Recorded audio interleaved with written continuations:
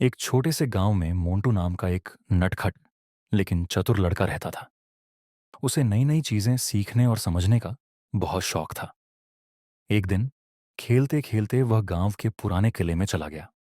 वहां उसे एक बहुत पुरानी किताब मिली जिस पर लिखा था जादुई ज्ञान की किताब। मोंटू ने जैसे ही किताब खोली, उसमें से एक सुनहरी रोशनी निकली और एक बूढ़े साधु की आवाज आई। जो इस किताब के सवालों के सही जवाब देगा, उसे अनोखी शक्तियां मिलेंगी। मोंटू की आंखें चमक उठीं।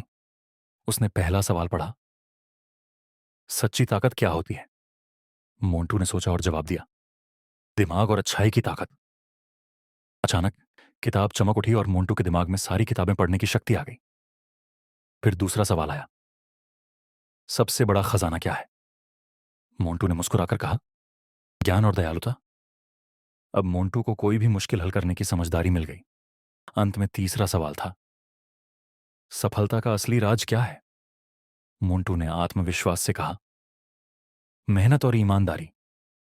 किताब एकदम सुनहरी हो गई और मोंटू को हर समस्या का हल निकालने की अद्भुत शक्ति मिल गई। इसके बाद मोंटू ने अपने ज्ञान से गांव वालों की मदद की, बच्चों को पढ़ाया और हर किसी का प्यारा बन गया। लेकिन उसने ये राज हमेशा के लिए याद रखा, सबसे बड़ी जादुई शक्ति हमारे खुद के अच्छे कर्म और ज्ञान में होती है। सीख, इस कहानी से हमें यह सीख मिलती है कि असली जादू किताबों, ज्ञान और अच्छाई में होता है। अगर हम मेहनत, ईमानदारी और दयालुता से काम करें तो हम अपनी जिंदगी में जादू खुद ला सकते हैं।